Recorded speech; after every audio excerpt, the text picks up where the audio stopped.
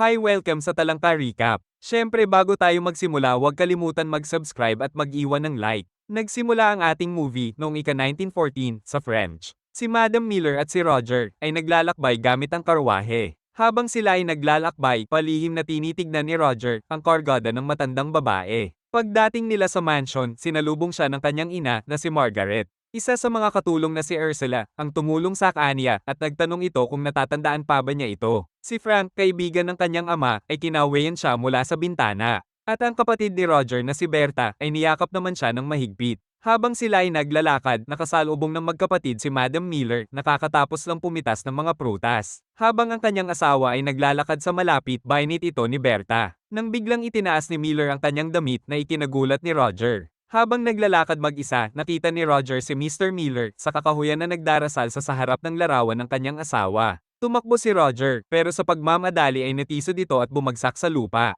Ilang sandali, may narinig itong tunog sa malapit. Gumapang ito papunta sa pananggagalingan ng tunog at nakita niya si Ursula na nagpapabiyak kay Adolf na isa ring nagtatrabaho sa mansion. Nakita niya si Roger na nanunood pero tinawanan lang niya ito at binati ng magandang umaga. Sa hapunan, habang kumakain palihim niyang tinitignan si Helen na isang magandang dalaga. Nagtanong si Mr. Frank sa ina tungkol sa kasintahan ng kanyang anak na si Elisa. At sinabi na isa itong lieutenant sa army at ilang minuto lang ay umalis na si Roger at hinalikan ng kanyang tiyahin. Kinagabihan habang naghahanda para matulog, nakarinig siya ng ingay mula sa hallway. Nakita niya si Helen na nagpapasibak sa isang bukas na pinto. Bumalik siya sa kanyang silid at nakita niya si Berta na nagtatago sa kumot. Sinabi niya na ayaw pa niyang matulog at patuloy na kinausap ang kanyang kapatid.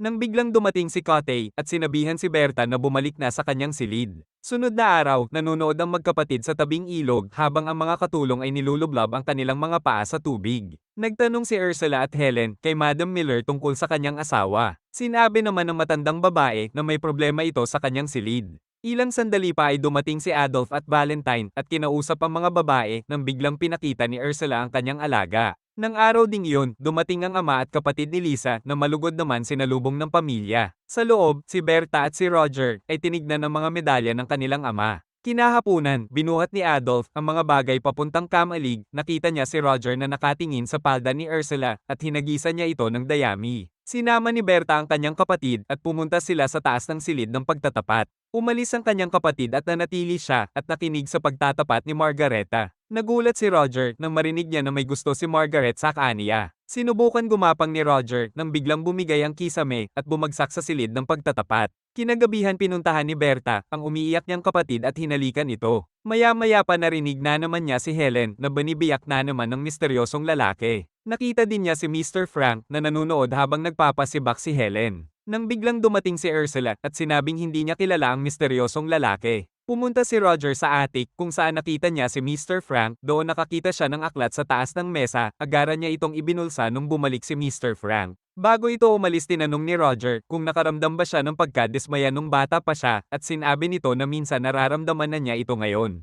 Habang pabalik siya, sumilip ito sa silid ng kanyang magulang pero nahuli ito ni Roland at nagbanta itong isusumbong sa kanyang magulang. Sinabi ni Roger na gagawin ang lahat ng sasabihin nito. Kinabukasan, sinabihan niya si Roger na linisin ang sasakyan nito, hindi nagtagal sinamahan sila ni Elisa. Nang sinubukan ni Roland na halikan si Elisa, naglagay siya ng balde na may tubig sa paanan na ikinadulas nito. Maya-maya pa nagtago si Roger sa kural ng manok upang basahin ang aklat ni Mr. Frank nang biglang dumating si Adolf na may dalang dayami. Biglang sumulpot si Helen sa bintana upang pakainin ang mga manok. Lumapit si Adolf at biglang sinara ang bintana upang di makaalis ni Ellen. Nakiusap siya kay Roger upang tulangan ito pero agad ding nagbago ang isip nang nag-umpisang biyakin ito ni Adolf. Bumalik siya sa bahay at pinagpalat ang aklat ni Elisa sa aklat ni Frank. Maya-maya pa, nakita niya si Elisa na binabasa ang aklat sa ilalim ng puno. Sa kusina ginulat niya si Ursula sa pagkabigla hinampas ng plato ang ulo nito at napagtanto niya na si Roger iyon, pinunasan niya ang ulo nito. Biglang isang katulong ang biglang pumasok.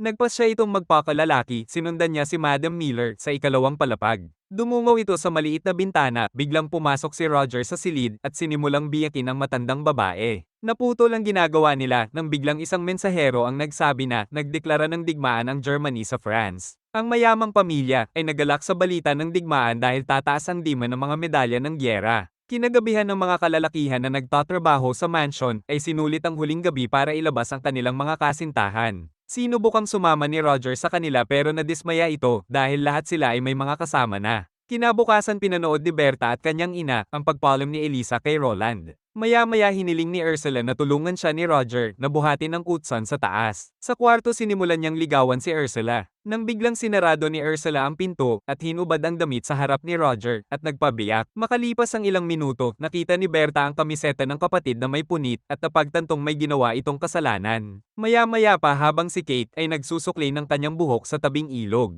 Biglang lumitaw si Roger sa tubig na ikinagulat nito. Inamin ni Roger na lagi niya itong nakikita na kaakit-akit at bigla niya itong sinabuyan ng tubig nang biglang pinakita ang perlas nito. Pagkaraan ng ilang araw, nagmamadali si Liza na sabihin sa kanyang pamilya na si Roland ay nasa pahayagan dahil sa pagpapabagsak sa ikatlong eroplano. Hinangaan siya ng mga matatanda sa ipinakita niyang katapangan. Napansin ni Elisa sa larawan na isa sa mga medalya ng kanyang ama ay suot niya. Kinabukasan nakita ni Roger na natanggap na ni Mr. Frank ang isang padala. Sinundan niya ito sa attic at nakita niya na nakatingin ito sa kahon na gawa sa kahoy na naglalaman ng maseselang larawan. Tinanong ni Roger si Mr. Frank bakit hindi na lang ito tumabang matulog sa totoong babae. Ipinaliwanag ni Mr. Frank na tanging lalaking tulad ni Roger lamang ang makakagawa noon. Noong gabi habang naglalakad si Helen, tinawag siya ni Roger sa kanyang silid. Tinanong niya si Helen kung sino yung misteryosong lalaki na bumibiyak sa kanya sa hallway. Sinabi ni Helen na ito ay si Mr. Miller pero sinab ni Roger na sinabi ni Madam Miller sa kanya na hindi na kayapan ng kanyang asawa na bumiyak pa sa kama. Nang paalis na siya, hinayla ito ni Roger at sinumalang biyakin ito. Kinabukasan sumakay si Elisa ng kabayo at sinundan ito ni Roger sa kwadra. Habang nililinisan ng kabayo, nagsimulang hoverin ni Roger ang suot ni Elisa nang biglang narinig nila ang pagdating ni Madam Miller.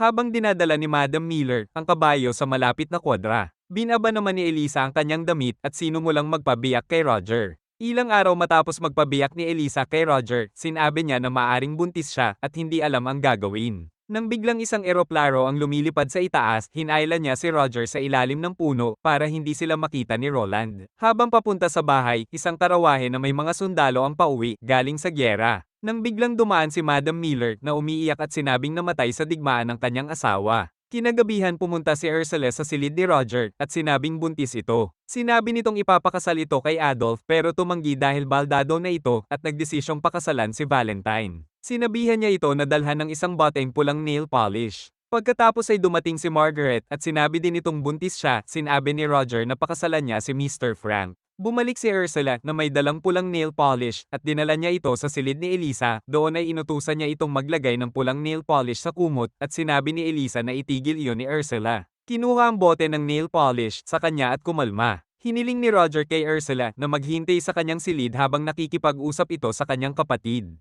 Hiniling niya kay Elisa na hanapin si Roland at sabihang biyakin siya agad nito. Bumalik si Roger sa kanyang silid upang kunin si Margaret at dinala siya sa attic upang makita si Mr. Frank. Nakumbinsi naman ni Elisa si Roland sa biyakin nito bago ang kasal. Pumasok si Roger sa silid ni Kate para tanungin kung buntis ba siya at sinabi niya na hindi siya buntis. Ibig sabihin ay nalutas na niya ang kanyang mga problema. At dito nagtatapos ang ating movie. Thank you.